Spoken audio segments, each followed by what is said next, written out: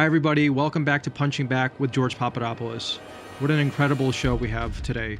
I know a lot of you were expecting part 2 of our interview with John Solomon, but based on the incredible story that Lee Smith just broke yesterday about the malfeasance of the FBI and the Mueller team in my case, and the impact not only on the Mueller team itself, but possibly other cases and the future of this country, we definitely wanted to get Lee in for an exclusive 1-hour interview today.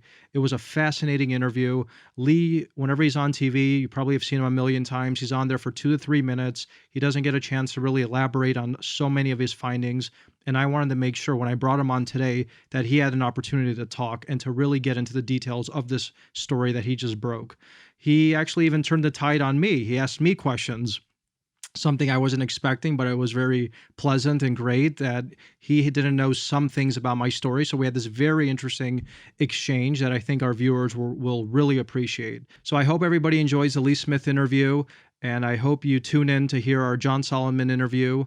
And enjoy Casual Fridays too, because we're really focusing on so many different aspects. And during this podcast, this is really all about you, my viewers, my supporters. And if you have any recommendations, please hashtag punching back, send me questions for any future guests, and we'll be right on it. And don't forget to subscribe on the Himalaya app or wherever you listen or watch your podcasts. I have the distinguished honor and pleasure to invite a friend of mine and former colleague in many ways. We worked together. Yeah, I think right. I think during the same time or possibly different times at the Hudson Institute in Washington, D.C. Lee was a senior fellow there. I think he still might be, and I was a research associate at the time, working with some of the same people.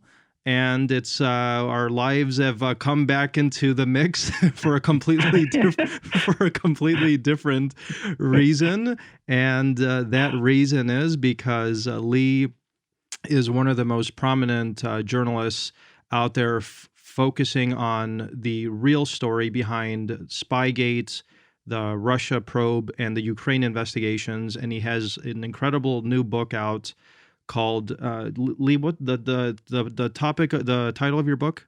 It's the plot against the president. The true story of how Congressman Devin Nunes uncovered the biggest political scandal of all time. It's an incredible book. I've been reading the reviews. I haven't had a chance to read it yet, but I'm planning on grabbing a copy. I know that it's been endorsed by none other than Congressman Devin Nunes, who you worked very closely with, and I think he and you have really taken an incredible leap into a fact-finding mission with so much attention surrounding combating a fake narrative. So I really give you kudos to doing that, and it really shows that you are the intrepid journalist that everybody says you are, and I'm very honored to have you on the show today. So everybody, please check out Lee's new book, and really stay tuned for a lot more that he has to say. But what I wanted to talk, sorry? No, I was going to say thanks very much, George, and it's a pleasure to be with you and your listeners, and congratulations. Not only congratulations for, on the podcast and on your book, but I mean, you've been through a lot, and you're coming out on top. You're doing great stuff, and you've been a real stalwart figure and very inspirational in lots of ways. And you're right about the Hudson Institute stuff. And yes, as you say, we once again intersect. And it's nice to be with you. Thank you so much, Lee. Thank you. And it's such a real pleasure and such a timely conversation we're about to have, because your story yesterday went viral. The title of your story, Declassified FBI Memos, Undercut Mueller Team Claims that Papadopoulos Hindered Russia Probe. Now, if anybody was on Twitter yesterday, it doesn't matter if you're on the left, the right, you probably read this story, because it was tweeted out thousands of times. It was talked about on all of the primetime cable news networks. And I really wanted to really hear your opinion on the impact of this story moving forward. If you could just kind of tell the audience how you found out this information, if you can, Sure. and what you think the impact moving forward is, not only for the Mueller Right. prosecutors who might actually be referred Hmm. for criminal prosecution, but also for the entire old narrative regarding the Right. collusion story. Well, this cuts to the heart of a number of different things. I mean, these documents, they were released due to a FOIA request. So they came out sometime in towards the late late part of January, so last month. And there's a collection of 302s, which are records, documents of FBI interviews with different people they're speaking to. And there are the interviews with you, which I came upon, and I read with some other colleagues, and we were exchanging thoughts about what these documents actually showed. And I mean, it's actually, regarding your interviews, it's actually quite astonishing what it shows, since the part of the narrative is that you hindered the investigation, that you were lying to the FBI, that you were lies and omissions. I'm quoting from the FBI documents, that your lies and omissions hindered their investigation. What the documents show instead is that you were eager to help the investigation, and I quoted you in the piece, an investigation that you thought at the time was a real investigation, not part of an operation targeting Donald Trump, candidate Trump, President-elect Trump, President Trump, and his team, including you. You gave them the other interesting, I mean, there's a lot of interesting things in those documents, but another thing that stood out to me was that you told them exactly how this mysterious Maltese figure, Joseph Mifsud, knew something about Russia having Clinton emails. And as you explain in the document, as the FBI records, you explained that Mifsud said the Russians had told him that they had those emails. Now, had this been a real investigation of Russian interference in the 2016 elections, that actual statement would be central to any investigation, right? Because the mystery is, well, how does Mifsud know? How can this be believed? What connection did Mifsud have with the Russians? Yes. So what you're saying here, this would be a central thing to them. But of course, it's in no other documents produced by the special counsel or the Department of Justice. So these are the things that really stuck out in my mind. These FBI interviews really cut to the heart of what was going on. This was not a real investigation, a serious investigation. This was an operation to target a presidential campaign. And the effect it had, not just targeting a presidential campaign, but it brought along, it hurt a number of people who never should have been targeted, including you. The documents are about your engagement with the FBI. You're helping them. And the fact that they turned this around and attacked you it's a shameful and disgraceful thing. And all Americans, I believe, on the right and left, as well as the left, should be appalled at what they did and what these documents show about what they did to you in particular, and how they targeted other American citizens as well. It's incredible because this is really about the trust we as Americans hold in institutions that we should revere, and if not revere, at least hope would protect us from wrongdoing. And when Americans are trying to help the FBI or think they're helping the FBI, and when you see a case like mine and a report like yours stating that an American citizen trying to willfully help the FBI, when that same help turns into a new target or a bullseye on that American. And not only that this information that I did provide wasn't obfuscated in front of the federal judge to then sentence me to 11 nights in prison, which at the end of the day, I think is going to turn out to be their worst nightmare, because so much of this information that actually is coming out just now is about my case. And it looks like some of the most egregious conduct by the FBI and the Mueller team was against myself. And I'll give a little story of what was happening here at the time. A couple days before the FBI came to my family's home, where I had just traveled to basically pick up my belongings and hopefully move to DC to get some sort of position at the Department of Energy, where is really where I was focusing on. I had the FBI come to my home and basically tell me we have something along national security that you could help us with, and it's very important. Then we get into this very bizarre conversation regarding people like Sergey Millian, my ties to Israel, the energy sector. And then here's the real interesting part that always left this indelible print on my memory regarding this first interview with the FBI and why I started to become very, very suspicious about this so-called Maltese professor. The FBI asked me, did I hear anything regarding emails or anything like that? Now, of course, you and others who are listening to our show, if you just go back in time, you can see that it was openly speculated throughout the global media that Clinton's private server emails were hacked. And Right. Judge Napolitano himself was on Fox News in early May of 2016, stating that the Russians have hacked Hillary Clinton's emails and others, possibly the Mossad, etc. So this was no secret. And when I met with this Australian diplomat, Alexander Downer, allegedly what I told him is, oh, the Russians probably have dirt on Hillary. I never used the word emails. So when the FBI came to my home and asked me if I had heard anything regarding emails from Russians, I told them no. And I've never met a Russian official, but this Maltese individual told me this and this about Hillary and Russia. So where the word dirt and emails came from, I have no idea. And this is why I think Joseph Mifsud is such a central figure in this entire new probe regarding the so-called Durham investigation.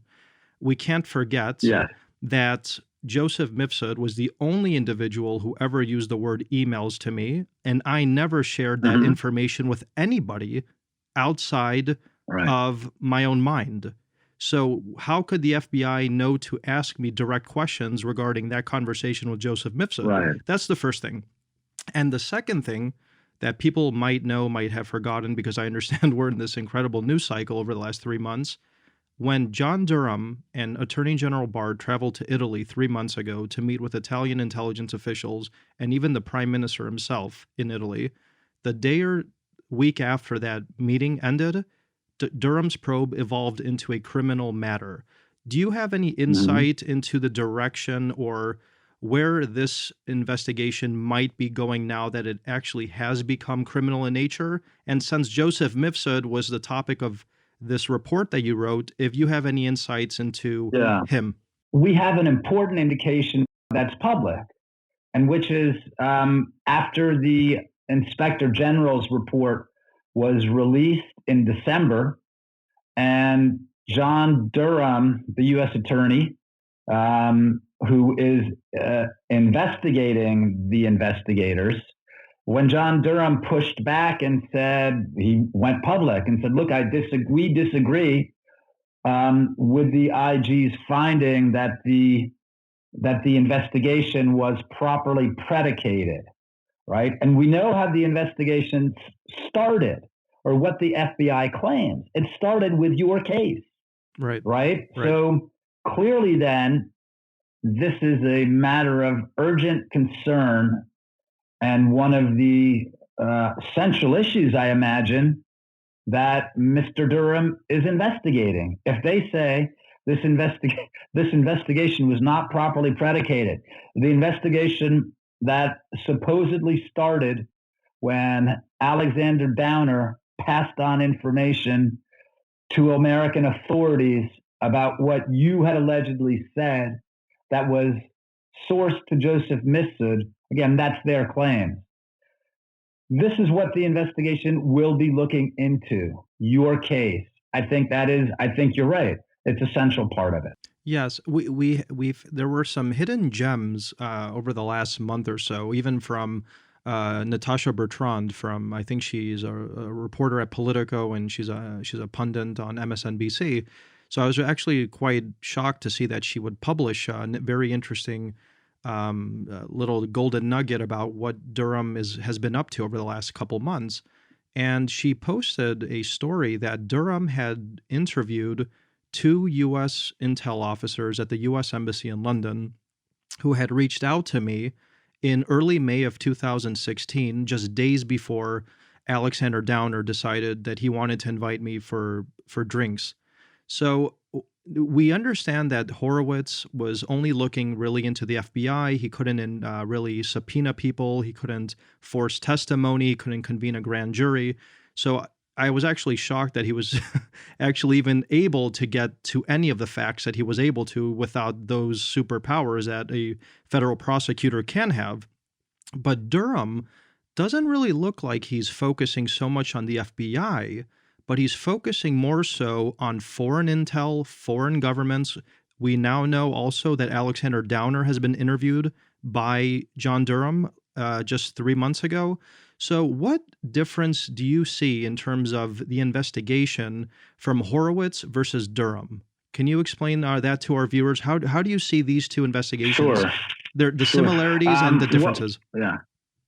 Well, I mean, I think that one of the again, I'm going on the public statements here and things that I understand publicly. I have no insight, no individual insight into what investigators from Michael Horowitz's office or what John Durham's office are actually looking into. But we heard when the Attorney General, William Barr, said that Mr. Durham is looking into a number of different things. He's looking into private entities as well as agencies other agencies, not just the FBI and Department of Justice, but other agencies. Now, certainly, there are a number of different American institutions that were involved in this as well, as we already know. We know that there must have been a few people from the CIA, including most likely the former director, John Brennan, who played a role. We know there are State Department officials who played a role, both in your particular case and regarding the FISA warrant. Yes. So those are two additional American institutions, right? CIA and State Department. We also know, as you've pointed out, Alexander Downer was at the time a high-ranking Australian diplomat. So yes. I imagine that they're looking at this as well. Was this just a one-off with Ambassador Downer, or was there something more elaborate happening here? Also, I assume that now that we know that they're also looking at different Ukraine-related information, we hear different people at places like the Washington Post and CNN saying all the Ukraine stuff that Mayor Giuliani and President Trump have talked about is a conspiracy theory. It's not a conspiracy theory. This is fact. This has been reported. The number of Ukrainian officials, both here in Washington and in Kiev, who were pro-Trump, or not pro-Trump, rather anti-Trump activists. This is documented in publications like Politico and the Financial Times, as well as John Solomon's excellent reporting. This is fact. So no doubt they will be looking at information regarding Ukraine as well. Now, regarding Professor Mifsud, as you were talking about with Italy, I mean, his ties to an important Italian institution, the Link campus in Rome, I imagine those are among other people that Mr. Durham is speaking to as well, trying to find out what was going on at the Link campus in Rome. So I think it's a very wide and broad investigation looking into a number of agencies and a number of different figures. We also have to look at the private non-government entities involved here in the United States as well, affiliated with the Clinton campaign, like Fusion GPS. This is wide-ranging. Mr. Horowitz did not have the ability to conduct this kind of investigation. And we also see, like through the Horowitz report, it's very interesting and very, very helpful, and it describes some of the obscene abuses that the FBI, at least abuses, there appear to be many clear crimes committed as well. Nonetheless, though, Horowitz did not have the power or the wherewithal to push back on certain issues that, as a prosecutor, it seems that Mr. Durham will have that ability to ask different questions, to push on different doors that Horowitz could not. So I explain typically that I'm very optimistic. I'm confident. We already know some people who are in trouble, like the FBI lawyer, Kevin Kleinsmith, who, as it shows in your testimony here at the when you were here testifying before the House Oversight and Judiciary Committees, when you were talking about how Kevin Kleinsmith was one of the guys who was at one of your interviews. Yes. This person seems to have done a lot of bad things, and it looks like he may be in trouble. So I'm optimistic. I'm confident that we're going to get to the bottom of this, and people will pay for the things they did. I assume that many of your listeners, like you and me, I assume, want to see this resolved as quickly as possible. And we want to see the bad guys rounded up, and we want to see them pay. One of the things that Congressman Nunes has said, and one of the things that his own experience has shown him, is that there, to borrow a football metaphor, there is not going to be any open field run here. It's, as he calls it, 1 yard in a cloud of dust. That's right. And that's what this fight looks like. I know that many people are despondent. They'd like to see Andrew McCabe and James Comey in orange jumpsuits. That would be a fantastic thing. They'd like to see it happen right away. But also, as the Attorney General has said, these things take time.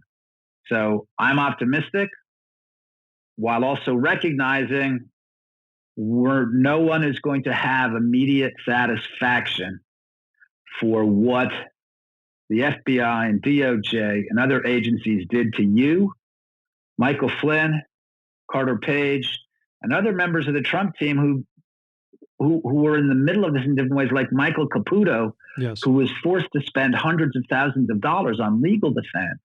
It's obscene what these people did. And we all want to see justice, George, for you, for General Flynn, and also for the American public.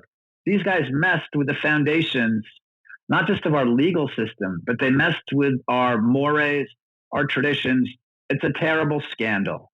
And so I hope for resolution as soon as possible. But again, I think we have to be patient and continue to have some faith, as you started, in these institutions we're supposed to have faith in. You said it in a very brilliant fashion. And about accountability, in response to your article, Congressman Devin Nunes stated that now is a time for real accountability, and that real accountability translates into potential criminal referrals for Mueller's prosecutors. Right.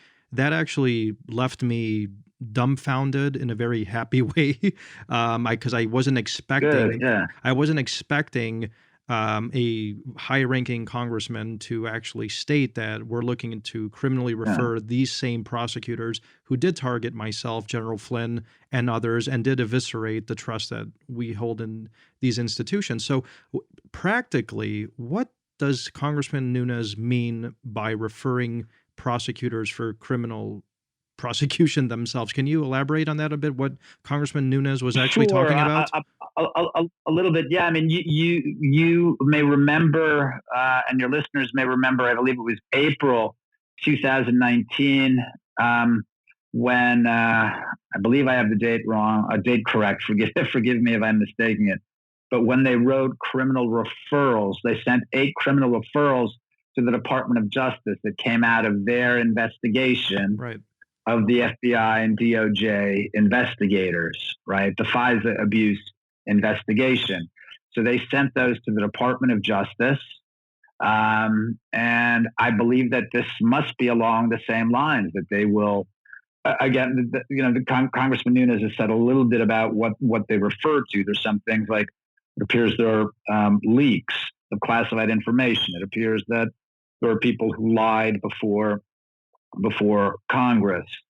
They've also talked about larger conspiracy charges. So again, there's not a tremendous amount of detail on that, but I know they take them very seriously, the congressman and his team. And I believe that they may be looking at something like that regarding what the prosecutors who charged you, what they did. I mean, it appears, from my reporting and from the story, it appears that they misled the court to make claims that you were hindering the FBI's investigation when it's quite clear from these FBI documents that you were in fact quite eager to help their investigation. Absolutely. And we've been talking about the impact of your story. And we also did reference some of the other individuals who were caught up in this witch hunt. Yeah. It's in particular General Flynn.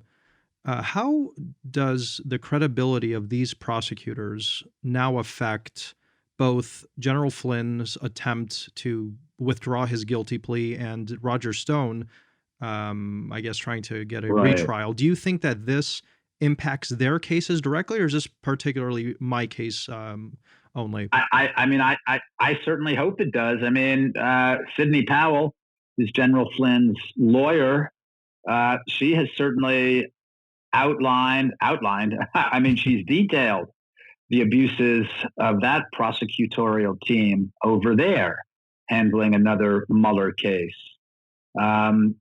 So yes, and when we see what happened, I mean, the same lawyer, Aaron Zelinsky, who filed the documents on you, was also part of the Stone prosecution. Yes. The idea of like sentencing Roger Stone. I mean, yes, I know that it's up to the judge to decide the amount of time, but those sentencing guidelines, I mean, as the DOJ responded, they were extreme and excessive. I mean, these people are animals.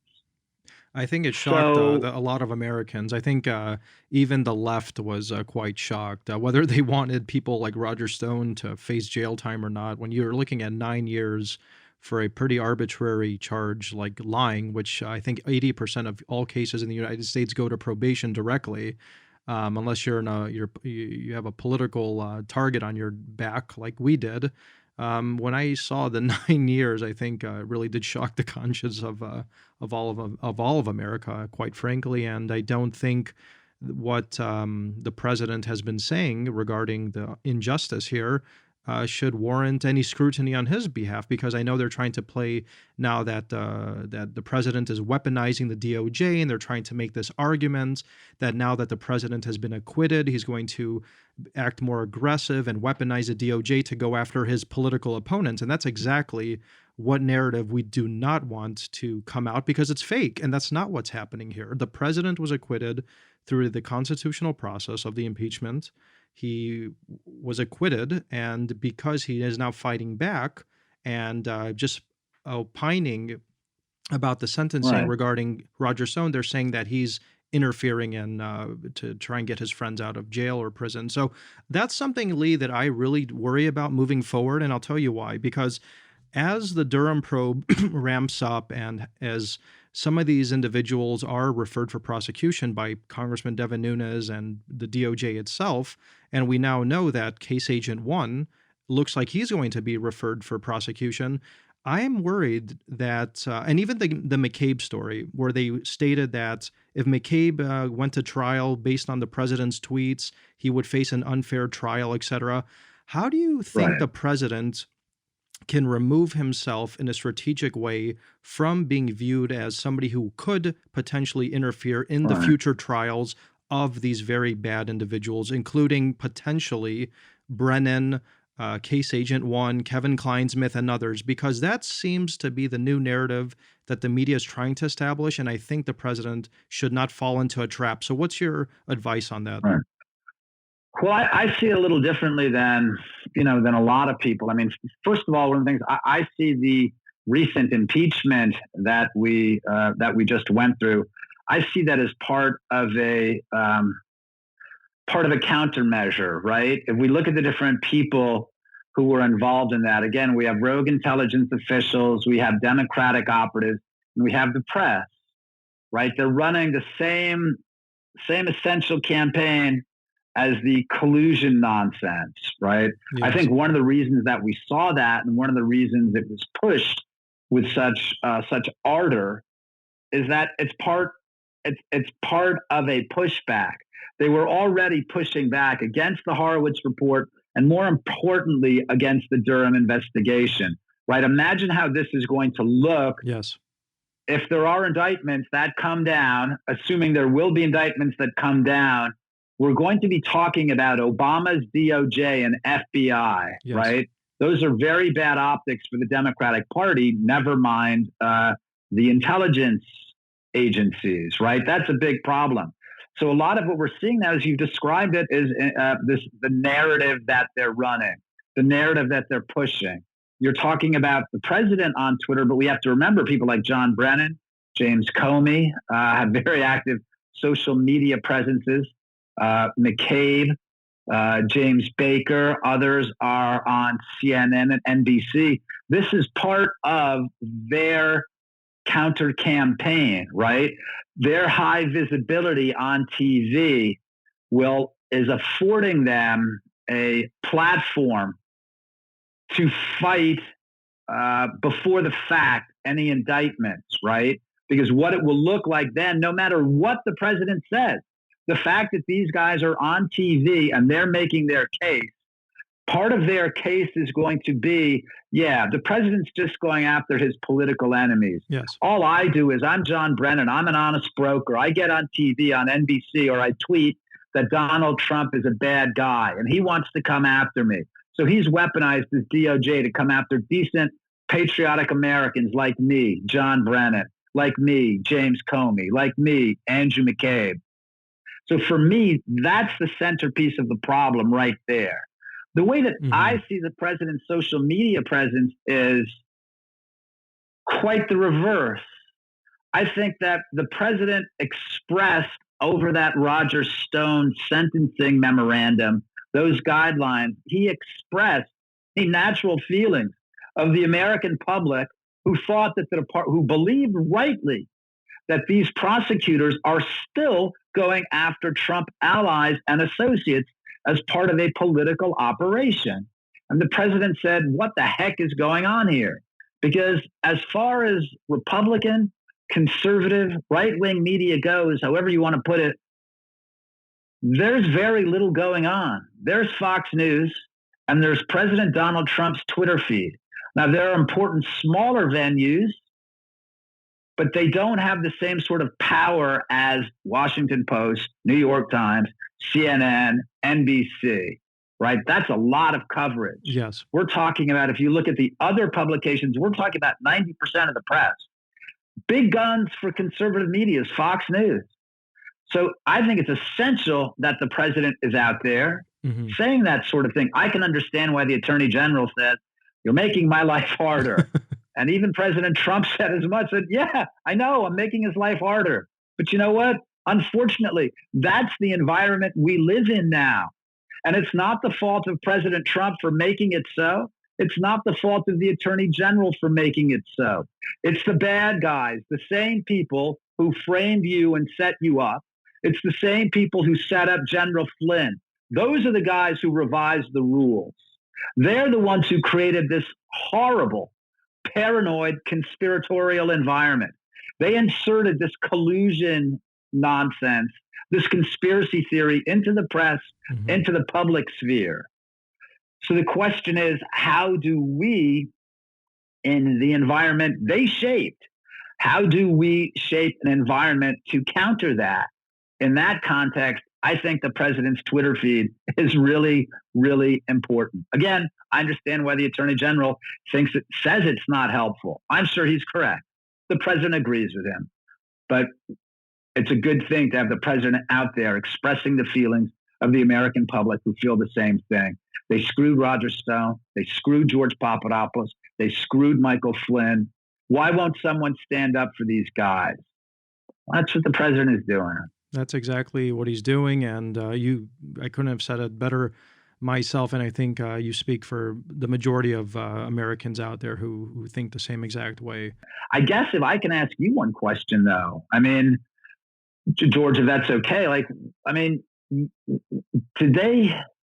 We haven't really spoken much before. Did they stop you from talking? I mean, I know at a certain point you couldn't speak, right? But I mean, all the different stuff that's in these documents, did they stop you from expressing yourself? Were you worried about that if you did express yourself before there was a gag, that you would get in more trouble?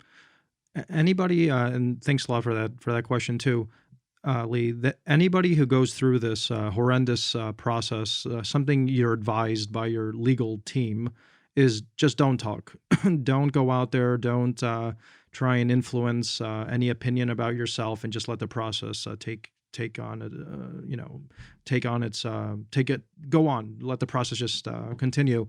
And in my case, I decided that I had to start talking, but indirectly. And I was very fortunate that I had my then girlfriend, now wife, Simona, who actually knew Joseph Mifsud and his ties in Europe, and actually had worked very closely with this individual named Gianni Pittella, who was the head of the Socialist Party at the European Parliament. And this was a very close friend of Joseph Mifsud. So when I was going through this process, where basically Mueller's team and the FBI are telling me that you're talking to Russians and agents, etc., Simona was telling me, you're being set up. Are you kidding me? This guy is connected to the socialists in Europe. He's very well known in Europe, and he really doesn't have any connections to Russia. And by that point, I didn't know what to do exactly. And she just started going on television and acted as my voice. Right. And she started to change the narrative a bit.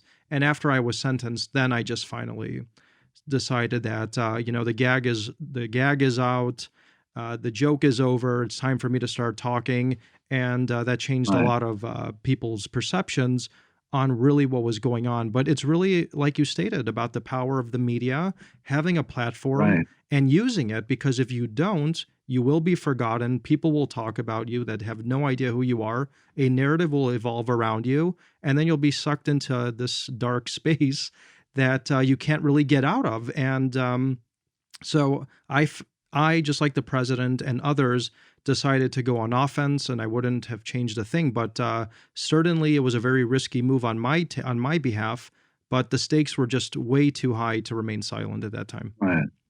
Why was it risky? We mean when Simona was speaking through you, or afterwards? When was it risky? Well, the FBI and Mueller's team essentially told my lawyers and me that if she talks again, or if you make any statements, or if you go and talk to the media about anybody like Stefan Halper, who had been recently outed, then we're going to withdraw your plea agreement. And at that point, I said, okay, go ahead. Now that I know that I was set up, and I talk about this in one of my chapters in my book, because it was a meeting in January of 2018 with the special counsel, a couple months after Joseph Mifsud's photo had been circulating throughout the world, where he was photographed with Boris Johnson. Right. I don't know if you remember that photo.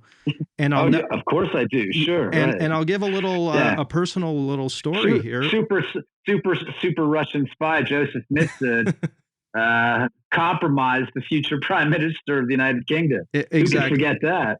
Well, here I'll tell you a story that I don't think I've ever shared before, about the moment I decided that I was going to go on offense, that I was set up, and that this entire thing was a scam, but I just couldn't do it publicly. It was when I went to the Mueller team after Simona had gone on TV a couple times. I think right after her interview with George Stephanopoulos, actually. It was quite a big interview she gave. And the special counsel brought me to D.C. and told me, if she goes on TV, or if we find out that you're talking to journalists, we're going to withdraw your plea agreement, which is illegal, by the way, because you can't take away somebody's First Amendment rights unless it's the judge, and the judge never did that to me, actually. Just like the judge put a gag order on Roger Stone, I never had a gag order, so I just decided not to talk. Okay. Interesting. But here's what happened during that meeting. I told the FBI and Mueller's team when that picture was circulating with Boris Johnson and Joseph Mifsud. I told them, okay, I understand. Something happened and I got in trouble, but at least I'm going to help you catch a Russian agent. So why don't you go arrest him? Yeah. Why don't you go talk to MI5 or MI6, your counterparts in London, and just go get this guy arrested? Right. And you know what happened at that exact moment? They all looked at me, basically started laughing and saying, if only you wore a wire against him, none of this would have happened to you. That's exactly the point when I realized I was framed. I was set up. Joseph Mifsud was working for them, or at least somebody associated to them, possibly the CIA or Italian intelligence. John Durham is going to get to the bottom of it. And that's Do you remember who was in the room when they said that? Like, who said that in particular, and who were the people? Yes, it was Aaron Zelinsky, this infamous Aaron Zelinsky that you wrote about, Andrew Goldstein, Janie Rhee, and these two FBI agents who had interviewed me in Washington and Chicago. So when they laughed, which one of them said, "If only you'd worn a wire against Mifsud"? It was the FBI agent, this Curtis Heidi FBI agent. So at that moment, I realized that whatever was going on here was an attempt to sabotage the president. They were trying to use me to weaponize me, in fact, against the president, and to establish a narrative that was completely fake. And actually, now more than ever, we understand it was manufactured. And what I really think Durham is looking into is a conspiracy case against these individuals, by the way. And that's why sorry? Well, no, I was going to say, what do you think they meant by that when they said, if you'd only worn a wire, none of this would have happened? I mean, I know I've read you saying that they wanted you to wear a wire against Mifsud, but why did they want you to wear a wire against Mifsud? And why did they say none of this would have happened had you only worn a wire? Okay. After my first interview with the FBI, I told the FBI everything I knew about Mifsud. As you stated in the article, I said, this individual told me this. He introduced me to this girl who said was Putin's niece. And I was just trying to help these people. But when I did tell them this information, I'll never forget the FBI agents' faces. It looked as if I told them 2 + 2 = 4 and the sky is blue. They didn't even nudge. So I'm basically dropping a landmine on them, telling them that this individual knows about the Russians and Hillary, and they don't even nudge. They then proceed to try and ask me, when did you meet him? How many times? Without really trying to get any real information about him, to catch me in this perjury trap, which they eventually got me on misremembering when I met Mifsud. And that's actually what my status of offense clearly states. And so I hindered them apparently by misremembering when I met him, which we now know was a lie. This is an interesting thing. Just going back and looking at the papers in your case again, I thought this was fascinating, right? Because if the case is really about Russian election interference, and you say, yeah, the guy came to me talking about Clinton emails and the Russians had them, right? Why does it matter? Why was the important thing that it might have happened when you were with the Carson campaign? Why was that so significant? Do you see what I'm saying? It wasn't. If they're primarily worried about Russian election interference, why does it matter? Right? You can say, like, George, get the chronology right. Help us out here, man. We're trying to get something serious. But why are they looking to jam you up on that? If there was real Russian election interference and you found out about it even when you're with the Carson campaign, wouldn't that be an important thing? Absolutely. Of course it would. Absolutely. Their concern was just about jamming up you and jamming up Trump campaign advisors and Trump himself. That's exactly right. That to me, like, they put that in their sentencing documents, but that's a giveaway, right? Getting you on that chronology, they think they have you. Like, well, you can't be serious. You're telling me that Russian election interference and this notification of this was going on, it doesn't matter if it happened while he was with the Carson campaign? That's interesting. Why? What's this about? I was some sort of target, Lee, and this goes back into my time with the Ben Carson campaign, and we would have to talk for hours to really get into all the nitty gritty. So we're not going to have time for that exactly. But going back to your point about the wire, okay? Yeah. After I Right. told these FBI agents about Joseph Mifsud, and I told them, look, I'm happy to give you whatever information about him because this is all I know about him. That's all I know, but I'm happy to help you. You know, as a God-fearing and patriotic American that I am, you would do anything for your country, and that's what I thought I was doing. And I met with the FBI agent again, and here's where things get very disturbing. He said, "Why don't we meet one last time? We'll just dot our I's and cross our T's, and we'll just, get out of your hair." And I meet with this FBI agent at a cafe in Chicago a couple days after my initial interview. And he tells me, "We want you to wear a wire and you're going to go to London." Now, London was a very interesting city for me and for General Flynn, and a lot of Spygate actually goes through London, not Washington. So how the FBI, first of all, knew Joseph Mifsud was in London, that's the first thing. Second, why they would assume I would wear a wire against somebody I had not seen in about a year at that point, and I had absolutely no communications with.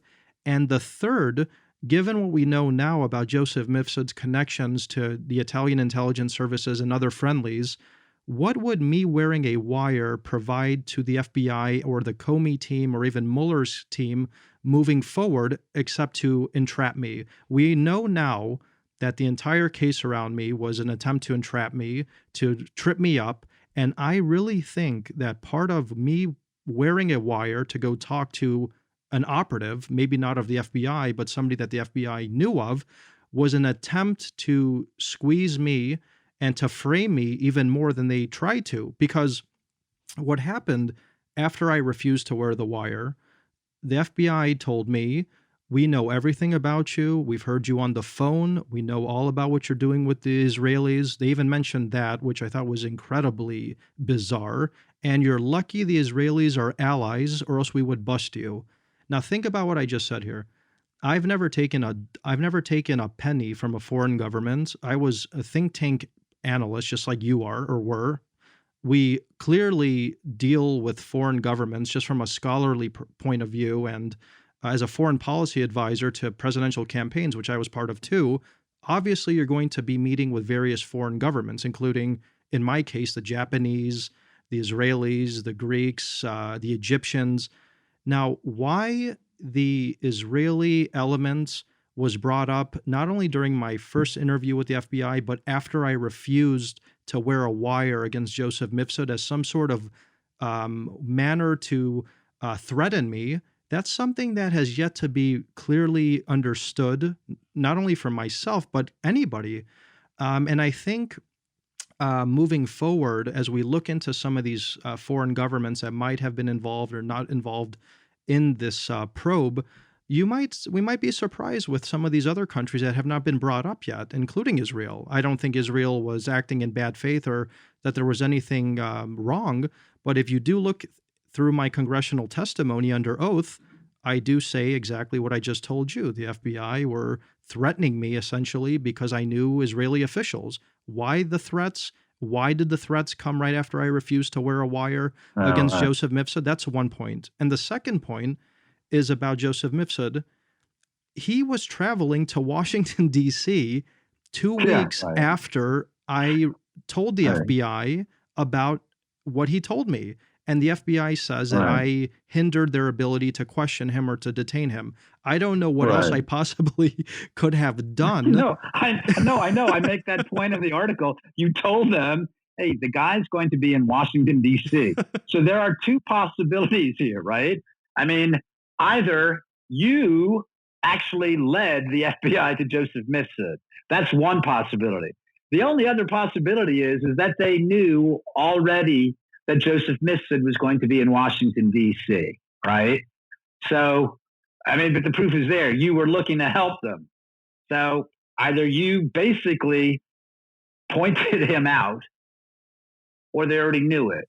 Well, and that's further evidence that the whole thing was a setup. Well, Lee, and just one more point on Joseph Mifsud. He really is at the epicenter of this scandal. I know he hasn't been covered properly in the mainstream media, and sometimes we even forget who he is because Mueller clearly forgot who he is. I mean, Mueller didn't even know. Yeah. Mueller had no idea who Joseph Mifsud was. I mean, even though he wrote this report about him, right? And something that really struck me as odd, and to this day, I think it's going to end up biting the Mueller team and the FBI itself, is that Joseph Mifsud and Congressman Devin Nunes stated this, and even Jim Jordan stated it on national television in front of Bob Mueller. Joseph Mifsud lied to you 3 times. Why did you not charge this person? Why did you not charge Joseph Mifsud, the man at the center of this alleged conspiracy, and you allowed him to walk out freely, and he's just disappeared off the face of the planet for the last 2 years? That is something that I don't have the answer for yet, but we need to get that answer. We need to understand why Joseph Mifsud, a man as well connected as he is and was, has seemingly fallen off the face of the planet. Who was protecting him, and why did the FBI decide not to charge him? When we get those answers, we will understand the essence of this entire scandal, I think. What do you think?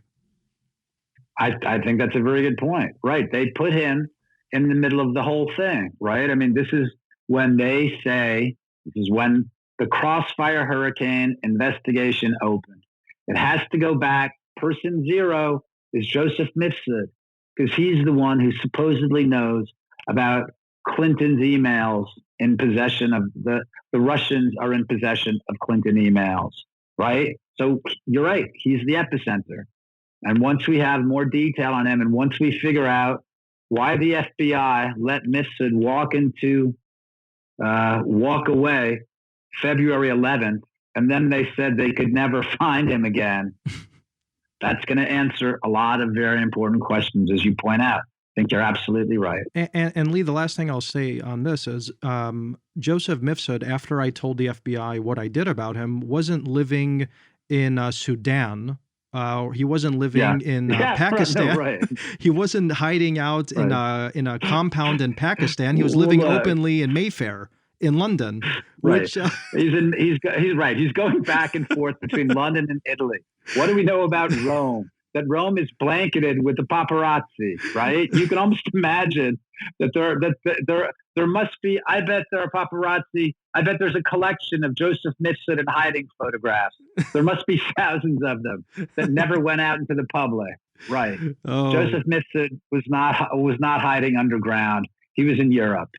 He was in the city with the most surveillance cameras in the world, London, living not too far from the U.S. Embassy. And maybe they've moved from Mayfair, but back then it was in Mayfair. So, but look, we're laughing. And of course, I don't mean any disrespect because all you've been through, George, but I mean, of course, you have to laugh a little bit because the whole thing is just so outrageous and ridiculous. Right. Absolutely. And once you take it down to this level, like it's insane what these guys have done, like how crazy they've made everything. But it's preposterous. It is. And with that, Lee, we're going to end it here. I know I've taken up a lot of your time. This was a fascinating. No, this is fantastic. This is a huge pleasure. It was really nice to speak to you, George, and I look forward to speaking again really soon. Absolutely. And for everybody, for all our listeners, make sure you pick up a copy of Lee's new book, The Plot Against the President, the true story of how Congressman Devin Nunes uncovered the biggest political scandal in U.S. history. Lee has been on this beat for a long time, and he's going to be coming out with a lot of interesting new reports moving forward. It was a real pleasure, Lee. I consider you a friend. Thank you, George. Thanks, George. This is great. It was a great interview with Lee Smith. I hope you enjoy it. Stay tuned next week for our part 2 of our exclusive with John Solomon. And I'll just say, I mean, this interview with Lee really got into the nitty-gritty of how corrupt this entire process against myself and other Trump associates really was. What Lee was able to uncover, not only in his reporting, but during our incredible conversation, is that this entire process was corrupted.